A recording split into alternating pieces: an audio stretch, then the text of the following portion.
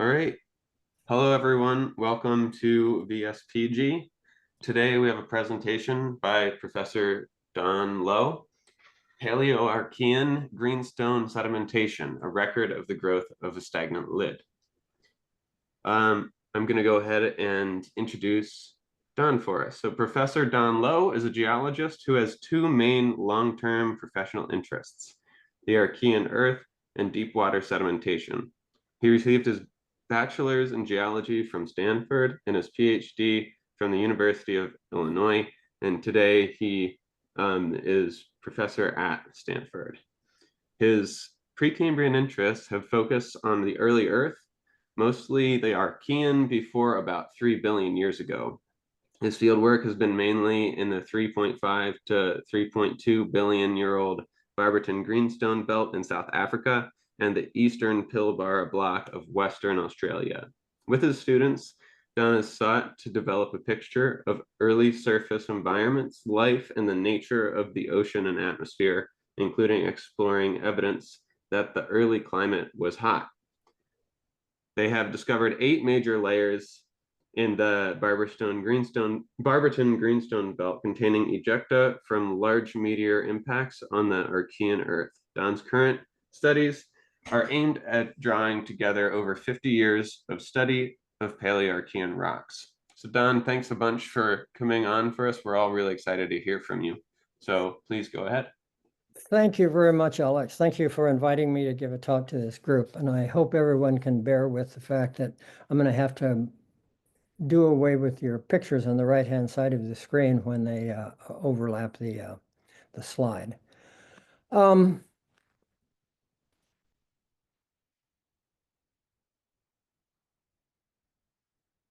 As Alex said, for nearly 50 years, I've been stomping over the hills in Barberton and the Pilbara, trying to understand how the Paleoarchean greenstone sequence is formed, especially on the sedimentary rocks. And I've spent most of my time in Barberton, done a lot of measuring section, tracing chart units, and all of the usual sorts of things.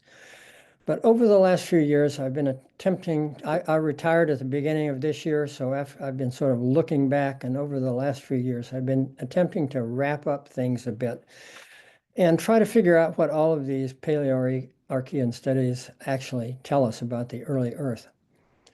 I published some of my conclusions this year in GSA Bulletin, and I would like to share some of those with you here today. I've not done this alone by any stretch of the imagination. Gary Barley, my very good colleague at LSU, who's an igneous petrologist, was with me in virtually all of the field work and has helped me a lot with geochemistry and other things. Nadia Drabin, now at Harvard, has done a vast amount of zircon dating and working on the sedimentology of the rocks. I've had just a host of graduate students, and then, of course, funding from Stanford, NSF, NASA, and others. So I really owe all of these people and organizations a great deal of credit. Well, there are 3 major terrains preserved that involve Paleoarchean rocks. That is, rocks 3.6 to about 3.2 billion years old. One is Barberton down here in southeastern Africa. Another one is the Singhbum Cratron in eastern India, and the eastern Pilbara Cratron in Western Australia. And they probably fit together around Gondwana land like this, but they're still a fair distance apart. They're as far apart as almost they are from any other place on that craton. So they really don't fit back together into a single small area. They also tend to have relatively the same ages. The greenstone sequences are all about 3.5 plus or minus to about 3.2 billion years old. I'll focus in this talk mainly on the Barberton Greenstone Belt, which is here in the eastern side of the Kafal Craton, which formed about 3.1. So this is a bit of pre-cratonic material preserved, embedded within this craton, and we can look back and see the processes of craton formation. This is a map of the Barberton Greenstone Belt.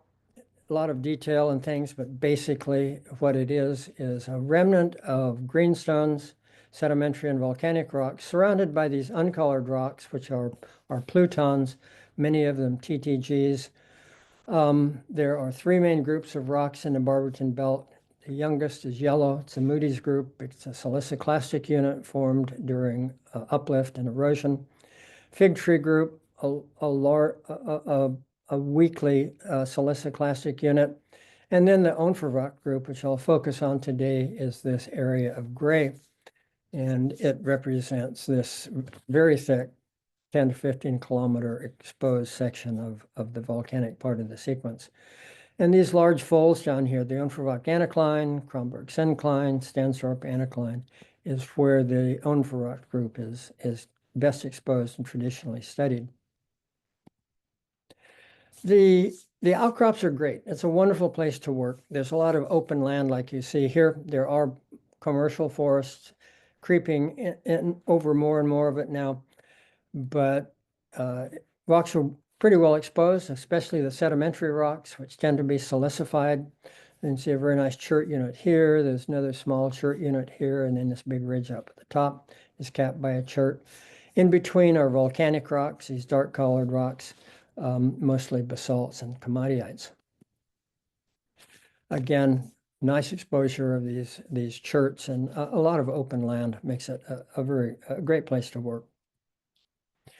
The stratigraphic column that we see in Barberton is a typical greenstone belt sequence, 10 to 15 kilometers, made up mainly of mafic and komatiitic rocks. In this column, the komatiitic rocks are shown in dark purple, and they occur throughout the sequence. The tholeiitic basalts are in this light mauve or purplish color. And then felsic volcanic rocks here in the Tiersport Formation, the Hokenog Formation, and then up in the Fig Tree group, which is really above the volcanic part of the sequence. This thick section of volcanic rocks, the Onverwacht group, is what I'll focus on today. And within this sequence, there are not only all of these volcanic rocks, but there are these thin black units, which are the sedimentary units that accumulated between flow events. Strikingly, and one of the things that quickly became apparent is that although these rocks outcrop over tens of kilometers, up to 30 or 40 kilometers, most of these thin sedimentary units, which are by thin, I mean 5 to maybe 30 meters, except for the very thick buckreef chert, are continuous over the same distances. And likewise, subdivisions of individual flows often tend to be continuous over these distances as well. Here's an aerial view of this classic section on the west limb of the Onverwacht anticline. And we go from down in here, which is where we get into the Tiersport Formation. The classic Kamati Formation is this thick section right here, a section of over 3 kilometers thick of komatiites. Above that is the Hokenog Formation right here, that section right in through here, this prominent chert. In the middle is this chert right here.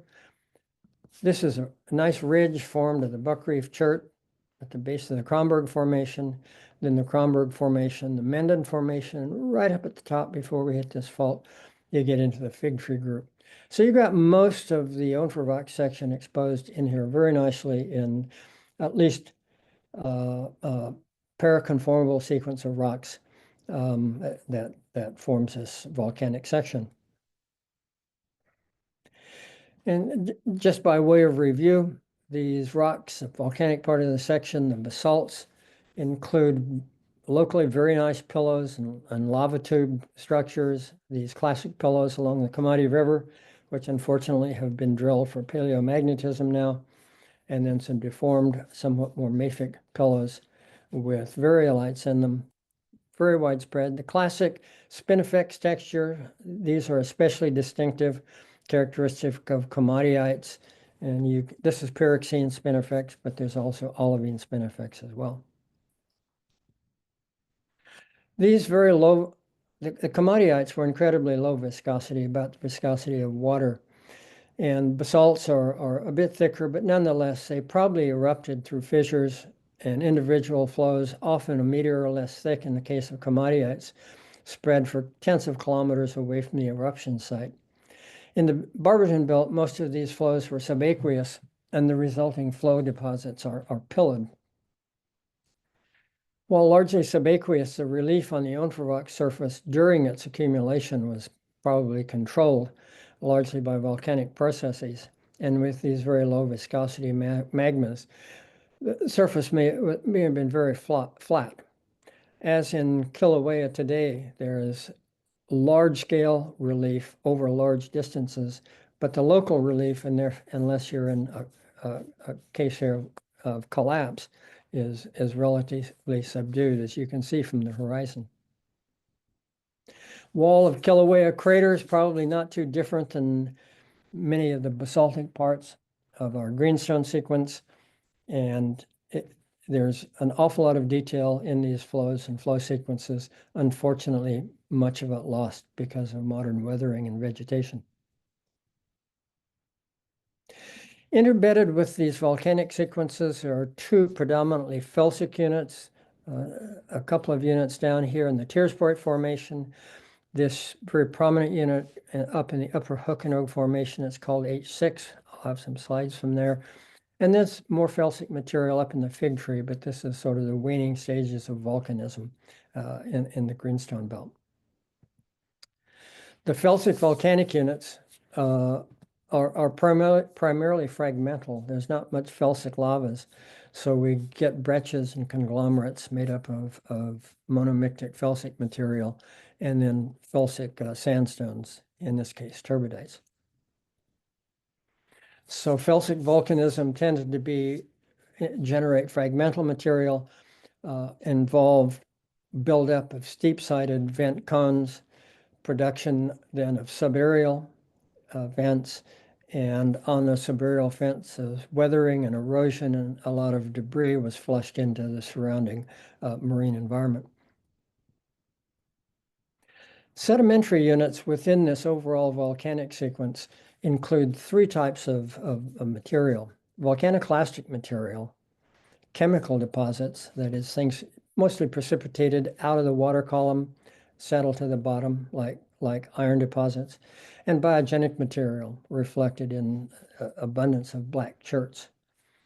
For purposes of convenience, I have divided the volcanic deposits into coarse proximal near vent accumulations and finer grain, more distal ash and dust. The latter are often silicified to form chert units representing by many of the thin interflow sedimentary units in a column. And I'll illustrate both of these more proximal and distal types of volcaniclastic components. Here are just some examples. Felsic breccias, often near the vent, are monomictic, not very much variation in class type. They do, in some places, include bits of material ripped off from the underlying mafic volcanic sequence mixed with fairly uniformly composition felsic material. So these coarse things are the things that the felsic volcanic center H6 was built up of. There are proximal mafic and komatiitic volcaniclastic units, a classic unit in Komati Gorge in the Kronberg Formation, showing large-scale cross-bedding in a mafic lapilli stone. And here's a mafic lapilli stone in which bedding is a little bit more subtle. Bedding is actually running parallel to the solid line, parallel to this plane there. And then there's cross-bedding in here, dipping down like that. And a couple of big lava-coated bombs down here at the bottom. So we're certainly in a fairly proximal setting for the eruption of these lapilli stones. This is a cartoon of the west limb of the Onverwacht anticline that shows the stratigraphic sequence from the upper Komati Formation up to the Menden Formation, and shows the various facies that are present. I've just kept thicknesses constant across the area. I wasn't trying to draw thickness changes so much, but mainly facies. And everything in here is distal facies of our sedimentary units, except right here in The H6 is felsic volcanic unit, where there is a nice in situ hypoabyssal intrusion that was exposed and eroded, and it's flanked by these conglomerates that were eroded from the intrusion in its roof rock. Then that was capped by the Buck Reef Chert, and then there was an episode of mafic lapilli stone eruption. It blasted out a part of the Buck Reef Chert in very proximal areas and left these flanking deposits of coarse mafic lapilli stone. Those were really the only near vent coarse grain proximal deposits, volcaniclastic deposits we have in this whole section. Down you get in lower in the Tiersport Formation, there are more units of proximal felsic material, but those we don't have as much control on mapping to draw a diagram like this. That diagram is from right here on the west limb, and it showed the facies, shows the facies that are present. Now here's some of the distal volcaniclastic units, and virtually all of these are komatiitic. There are literally hundreds of distal fine-grained volcaniclastic beds within these chert units in the Onverwacht. They're all fine ash, and most of it, 90% of the layers are komatiitic in composition. And curiously, virtually all of these units show an alternation of black chert representing just the accumulation of fine biogenic material, not so much mats, but detrital biogenic material, alternating with current structured ash layers and chert and then ash and then black chert and ash and so forth. See a similar sort of alternation of layers in here. Here's a layer of climbing ripples in ash, and it's mantled and underlain by black chert. So there was a really regular alternation of periods of no flow energy or reduced flow energy represented by the black chert layers, and in periods of current activity and ash deposition represented by the ash layers. And this sort of alternation of energy levels is something that has to be explained by any model of where these were deposited and how. A very distinctive particle present in virtually all of these layers is accretionary lapilli. These little round particles, which can be seen pretty well down in this lower diagram, are accretionary particles formed by the accretion of ash in the atmosphere. If those accretionary particles fell when there was little or no current activity, you just formed a massive graded bed of accretionary lapilli going up to ash. But in most cases, currents were active, and so you got cross-bedding, like you can see down here in accretionary lapilli, or ripping up of accretionary of ash layers and mixing them with lapilli. So accretionary lapilli speak to the formation of widespread subaerial clouds of mainly komatiitic ash and dust that accompanied many, if not most, eruptions. So the ash and dust was blown up into the atmosphere, spread out, coagulated or accreted to form accretionary lapilli, and they fell into surrounding aqueous environments. In between volcanic events, the volcanic surface was largely subaqueous, but I can't visit and photograph subaqueous surfaces so well, so I show here an analog for that in a subaerial environment, intertidal flats and Laguna Mormona, and they're covered with microbial mats. It's not clear that many of the black chert layers we see in these units are actually microbial mats as much as they are microbial mat debris that has been transported into a subaqueous environment, but there's some analog here. Certainly there's an analog in terms of the original character of the sediment. In the Laguna Mormona example, it's just organic rich ooze below the surface. And indeed, in these sedimentary layers in the Barberton sequence and other greenstone sequences, these black layers were soft organic ooze. These chemical layers of silica were deposited on them, and they subsided into them. both sediments were fairly soft, and the silica was sunk into these soft, oozy sediments, organic rich sediments.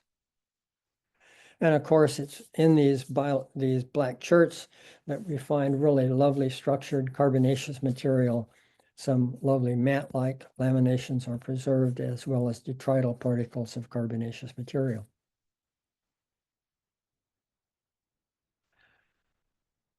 Strikingly absent within this entire section, from the Tiersporite up to the Menden Formation, are significant units of terrigenous detrital sediment, such as mixed class conglomerates, sandstone, and shale, derived by the uplift and weathering of older rocks. Virtually everything that's detrital is volcaniclastic or bioclastic, some carbonaceous particles.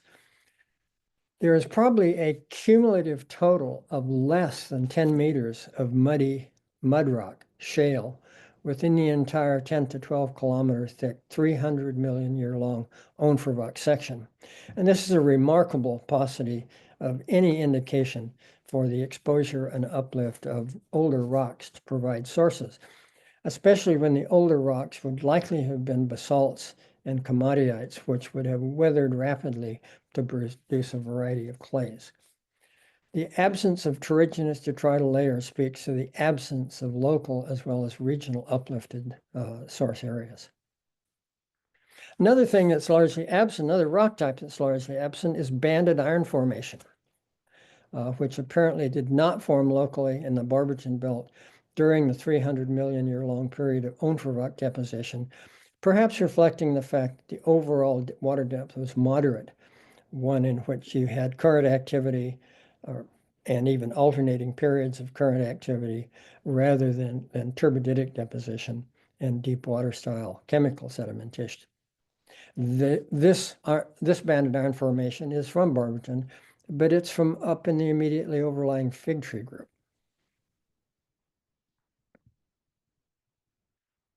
So let me discuss just a few of the key features that I've mentioned here today and about the Onverwacht group that lead to an interpretation of it as a stagnant lid. Firstly, the Onverwacht group is 12 to 15 kilometers thick, represents nearly 300 million years of Paleoarchean time, and records a prolonged interval of early Earth history dominated by volcanism. There are undoubtedly a host of unconformities in this sequence. So I'm not maintaining that the sedimentation and volcanism was continuous, but the sequence overall stacks up as a fairly coherent, paraconformable, at least, stratigraphic sequence. In contrast to most comparably thick younger volcanic sequences like Hawaii or modern volcanic plateaus, the Barberton, which often form over just a few million years and are dominated by a single main volcanic lithology, the Onverwacht group formed over 300 million years, during which komatiitic, basaltic, and felsic volcanism alternated irregularly.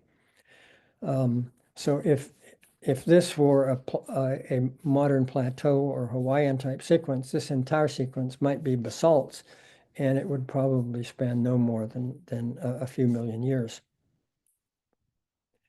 The Onverwacht group, away from igneous centers, shows no evidence of deformation or tectonism, including the virtual absence of terrigenous sediments, including polymictic conglomerate shales, sandstone derived by erosion of older rocks. It lacks obvious angular unconformities, and this entire sequence, we have yet to find a significant erosional surface on which there's any relief or erosional channels. In other words, there's little or no evidence of active tectonics and uplift until Fig Tree and Moody's time, reflected here in a nice Moody's cross-bedded quartzose sandstone. Coarser detrital sedimentary units that do occur are related to volcanic relief and the erosion of nearby subaerial, mainly felsic volcanic centers.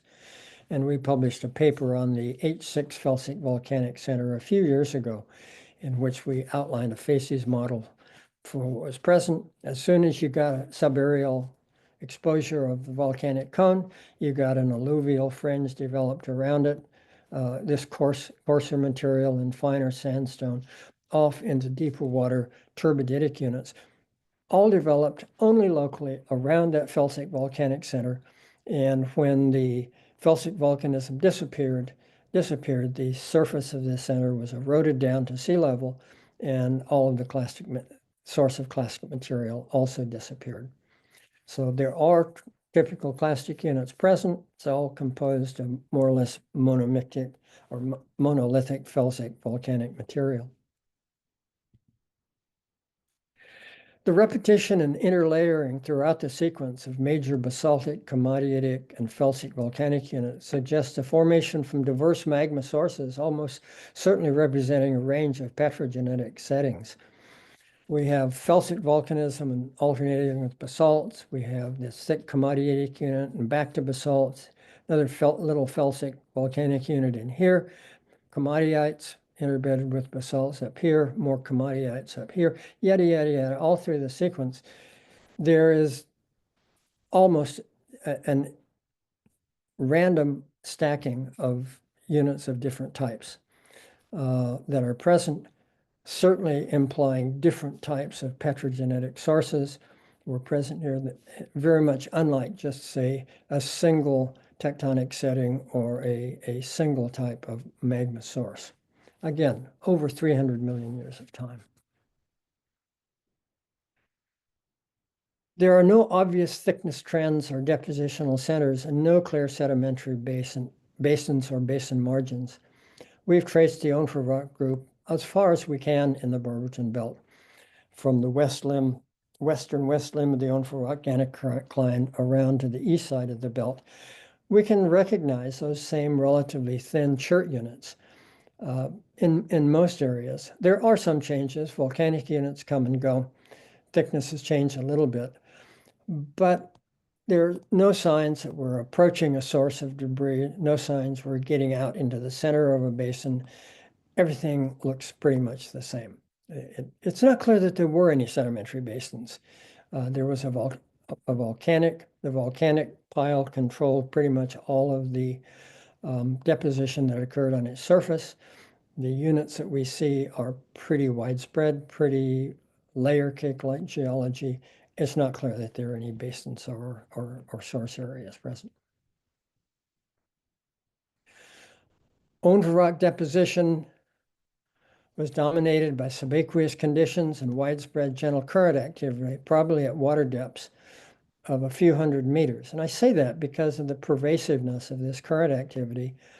It's regular alternation. These are not just turbidites, but they were highly erosive.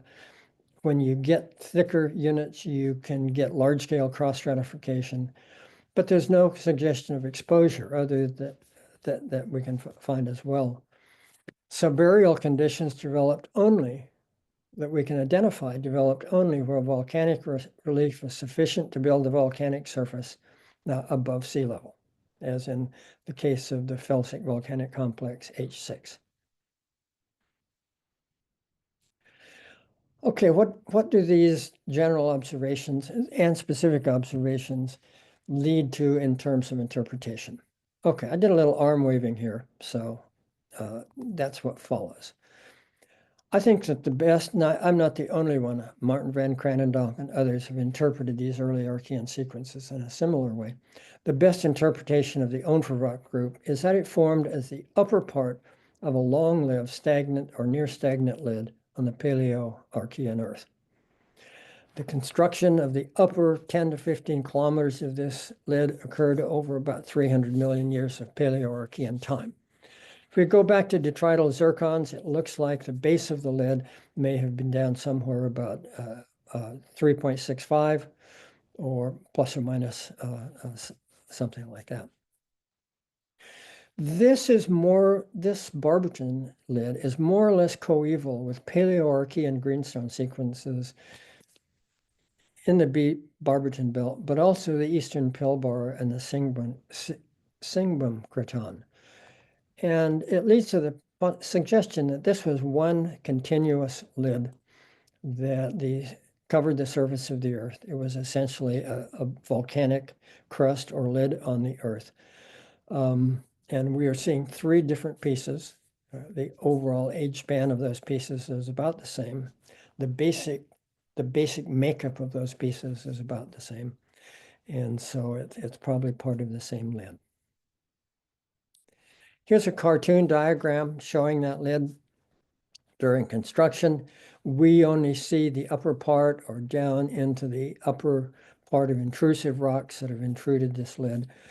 Felsic volcanic unit H6, just for the cartoon's sake, drawn at the surface, tapping down into TTG plutons at depth. The basalts and komatiites are in between.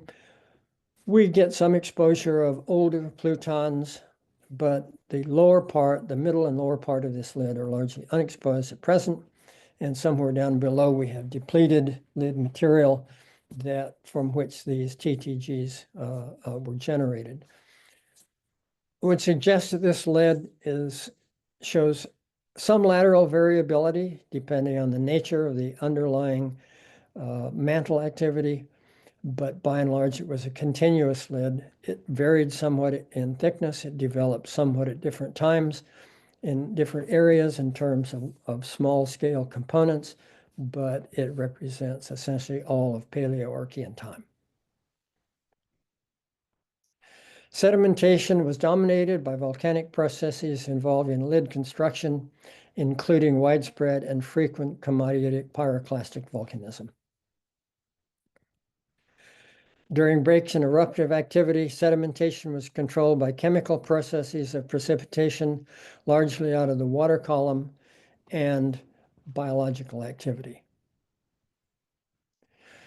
Because the lid surface was largely inactive or stagnant, there was little or no surface tectonism, and as a consequence, a lack of tectonically uplifted sources of sediment and of Phanerozoic-style tectonically controlled sedimentary basins.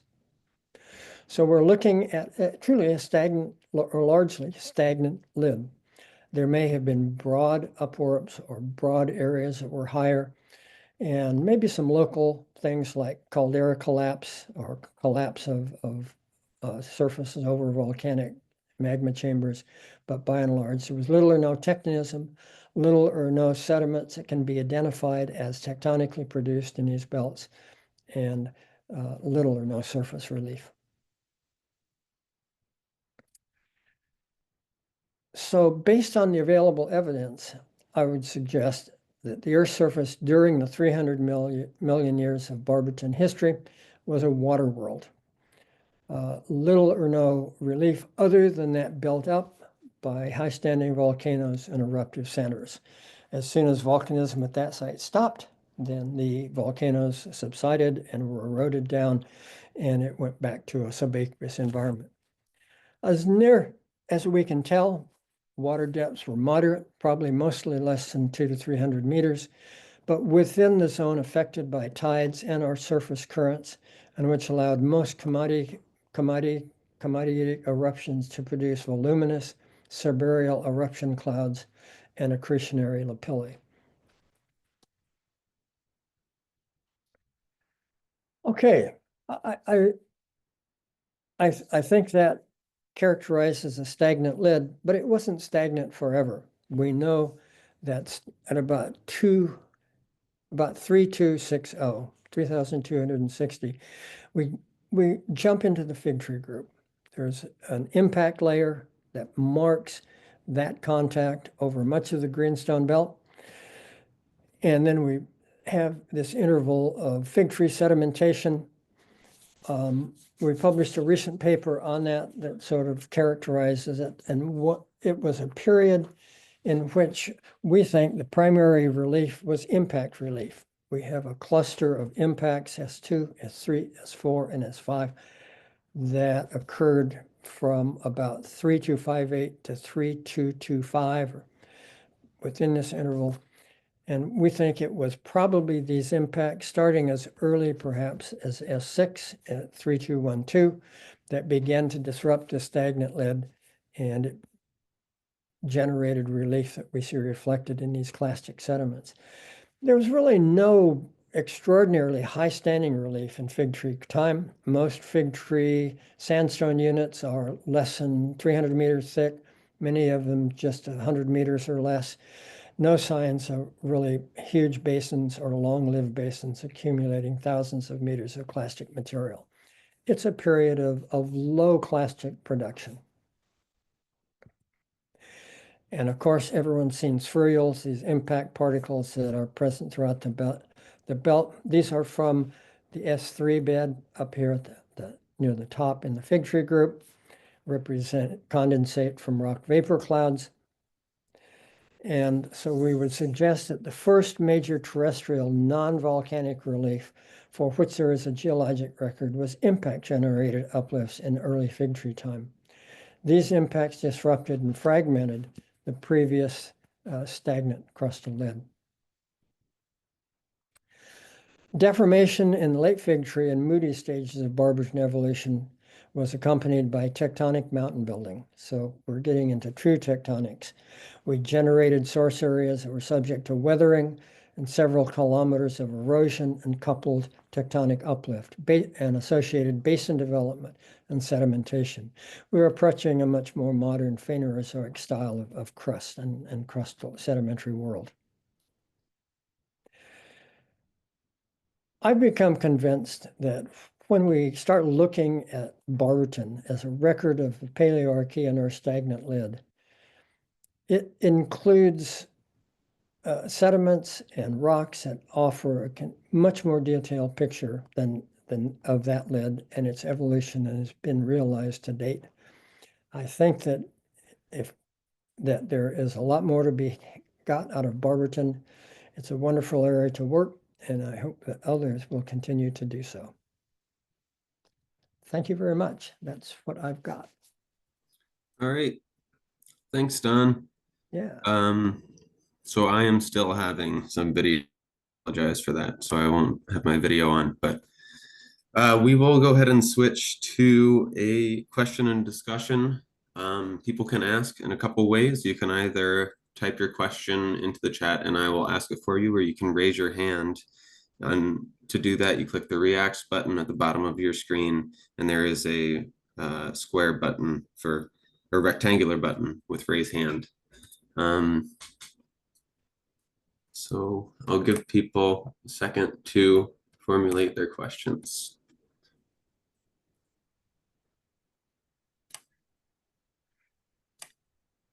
Well, maybe as people preparing questions, I can start with one. So great talk, Don. I'm wondering, Boltzkamper at some point had this idea that earliest crust was formed as a oceanic plateau, and so if Barberton, low part of Barberton, grown up as oceanic plateau, can you infer just directly from it that it indicates stagnant lid? So like if we would go to modern oceanic plateau and look on petrology and growth of it, would it tell us that plate tectonics exists somewhere else? I appreciate that we have only 3 places in the world and all of them show sort of the same pattern. But directly from Barberton, can we infer but it's indicating stagnant lid? Yeah, I think the key thing is that when we look at the Barberton sequence, as I noted at one point, there are probably parts of the Barberton sequence that formed like an oceanic plateau. But the Entang Java Plateau and some of the modern plateaus, you accumulate thousands or many thousands of meters of lavas in a relatively short period of time. And they build up sequences as thick as Barberton, but generally spanning only at most 10 to 20 million years. And Barberton spans 300 million years. And there are felsics, there are komatiites, there are basalts interbedded quite irregularly throughout the sequence. And so this would be quite a remarkable single plateau to show such variability and to not to vary so much over such a long interval of time. I think maybe the Commodity Formation, which is about 3,500 meters thick, represents the closest analog to what might be a volcanic plateau. You probably accumulated the Commodity Formation so fast that there is only one single 10 centimeter thick sedimentary layer within that whole 3,700 meters, and no identifiable alteration layers where the commodiate sat on the seafloor and altered. So that may have be an analog to a modern oceanic plateau, but it's not as thick. And so that may reflect the fact that the magmas were much less viscous, the commodiotes, or may have reflect the fact that whatever the underlying mantle source moved away or disappeared in a shorter interval of time before you could build up that amount of volcanic material. So it's true. There are parts that may be analogous in some respects to modern plateaus, but I think the modern plateaus and these very thick volcanic accumulations, if you're looking at just gross thickness, they're comparable to Barberton, but differ in many really fundamental details, I think. Thank you. Maybe I'll ask you another question later, but let other people go. All right. Great. So there was one in the chat next from Daniel Kwayisi asking, are there any thoughts on how these units assumed their current steep dips? Yeah, I think that one of the events that occurred when this crust, this stagnant lid broke up was the first inception of horizontal movements that tended to involve pieces of it. And of course, you can produce, if you want to produce it on your kitchen table, you can just toss a bunch of pieces of paper on the table and then take your hands and sweep them up into a pile. And as you shorten them, they all turn into so that they're vertical. It's simply a matter of having horizontal movements that jam all of this stuff together. Of course, it may have been aided by various diapiric and foundering processes also. But I think one of the consequences of the first large-scale differential horizontal movements within this crust and its fragmentation was that these pieces were just jammed together and rotated to the vertical. So yeah, I think that's a natural consequence of what has happened. Okay. Next was a hand up from Kent Condi. Kent, please go ahead and unmute yourself. Don, along the same line of the deformation, you've got the Moody's formation up there, which is mainly sandstones. Yes. They're all deformed. So the deformation had to be after Moody's time. Is that right? I think the deformation started with impact deformation in fig tree time. Late fig tree time saw deformation. There's very clearly tectonic deformation starting in late fig tree time when you get some large scale thrusting and emplacement of one unit over other units. There are stacked fig tree units. And then the really large scale deformation occurred in Moody's time when you uplifted deep-seated plutons, TTG plutons and things for the first time.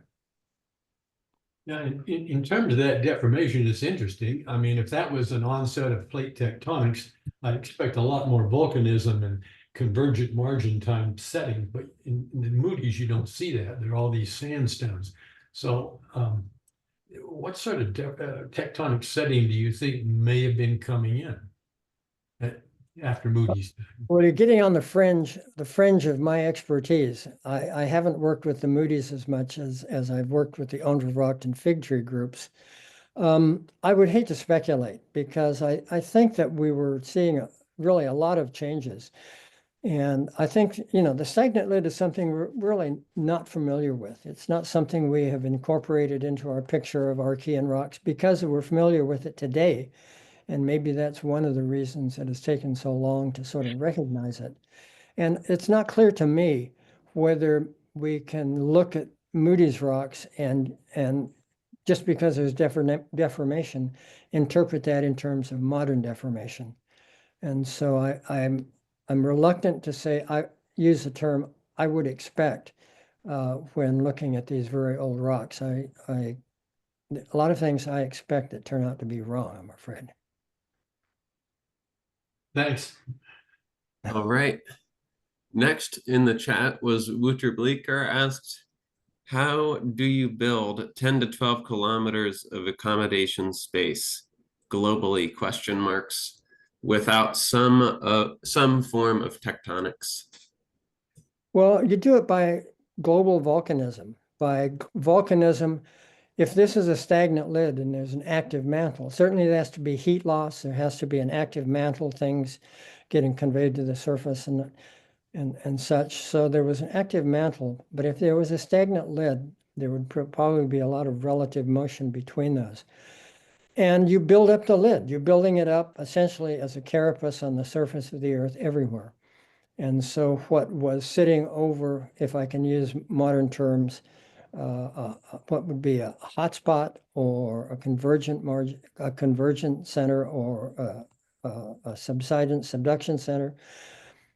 This lid would move over these various things. You would get various types of volcanism, and yeah, you would build it up. It was a case where this lid was not subsiding, probably because it was pretty much decoupled from the underlying mantle. And so it built up as a volcanic lid. You didn't have the accommodation space was the surface of the Earth. And the ocean would have then been a passive body of water that sat on top of this. So you could build up over a fair length of time, a few thousand meters of volcanics without seeing any change in ocean depth, because the ocean simply spread out and mantled the surface. And so, but if you didn't change the volume of seawater or the diameter of the Earth, your ocean pretty much had a uniform depth. So I think what we see is pretty much, yeah, consistent with that. All right. Next, we have two questions from Catherine Giles. First, is there any indication of sea level changes? And second, are the biogenic cherts from photosynthetic bacteria reflecting a clearing up of the water column during periods of fewer eruptions? Okay, let me answer the last one first. We don't really know what the habitat was of these organisms. I know there's a general feeling that there wasn't much planktonic organisms, that most of the Archean critters were microbial mats. I'm not absolutely certain about that, although at times it appears as though the open ocean was a biological desert, perhaps, and there's really not much there. But most of the carbonaceous matter we see is carbonaceous debris. So yes, in fact, probably there were storms and there were events that put a lot of organic matter into the water column, into suspension. It was dispersed and settled. And so you would clear up the water column, but there may have been many different stirrings and many different clearings taking place over the lifetime of a single meter thick chert unit, black chert unit. What was the first question? Great. The first one was, are there any indications of sea level changes? That's a really good question. I mean, I like a lot of people, I walked through and there's 10 kilometers of rock here, and I'm 300 million years of time, and I'm tempted to say, well, the Onverwacht Group shows us this was occurring. The characteristics of the Archean Earth were such, without really recognizing that there's 300 million years of time involved here. I would be foolish to go and measure a section of Cambrian strata somewhere and say the Phanerozoic was characterized by such and such, because there were certainly changing conditions. So I guess I would say that there were almost certainly sea level changes.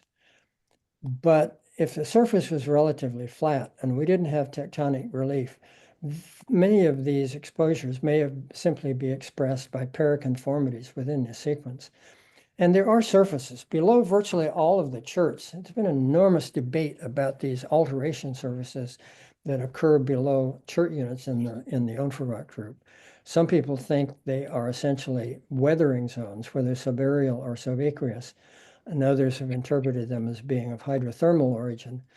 I still tend to think they're weathering zones. I think that many of those volcanic surfaces sat there for great lengths of time, accumulating thin carapaces of sediment. If I had to divide the sequence up on the basis of time, I would say that 90% of the time it lies within 5% of the rocks, which are the cherts and the sediments. And only 10% of time is reflected in the rapidly erupted volcanic rocks. So overall, though, it's kind of remarkable that the appearance of these volcaniclastic sediments and these sediments doesn't change much through the sequence.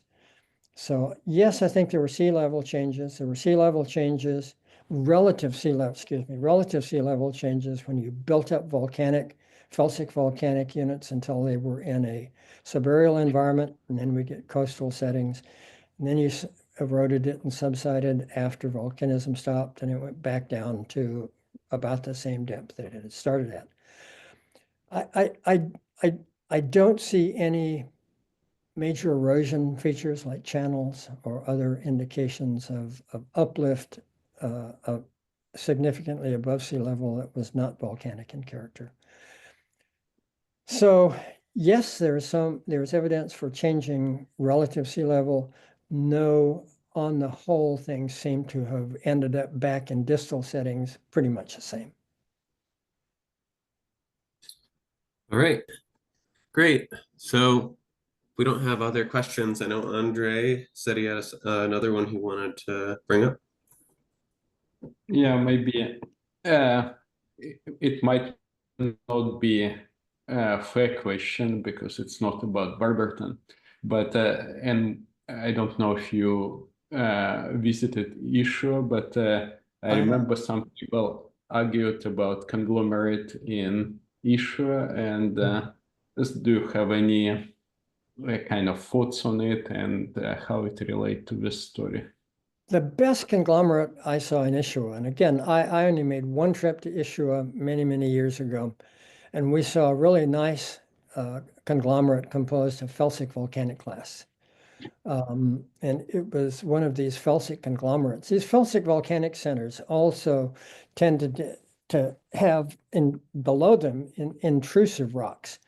So there is a local deformation associated with magmatism in these felsic centers. And so you get things like that felsic volcanic breccia that I showed you, but it had komatiite clasts in it. And presumably you either uplifted or ripped those clasts off of the vents.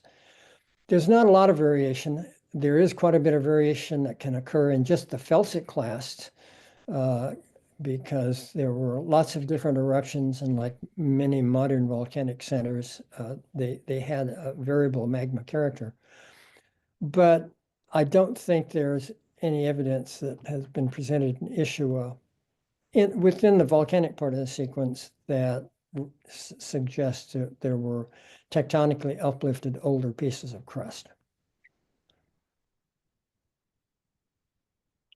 Thank you. And maybe another question. So in Lowe part, like in Onverwacht, you have a lot of silicification, and like it seems disappear in Fig 3 and in Moody's, and potentially it's the same trend in India and in Australia. Do you have any thoughts in terms of what it represents as far as sort of a silica level in the ocean or intensity of hydrothermal activity? Well, the silica level in the ocean, organisms didn't do too much as far as we know in the Archean. We don't have any evidence for siliceous shells, siliceous tests, or carbonate shells or carbonate tests other than stromatolites here and there. The primary processes regulating the composition of the oceans were probably abiotic and involved precipitation and hydrothermal alteration involving seawater. So I think you're inevitably faced with the fact that the oceans were at saturation with respect to amorphous silica. This probably means that that there was a continuing input of silica from volcanism and alteration of volcanic surface rocks, whether subaqueous or subaerial.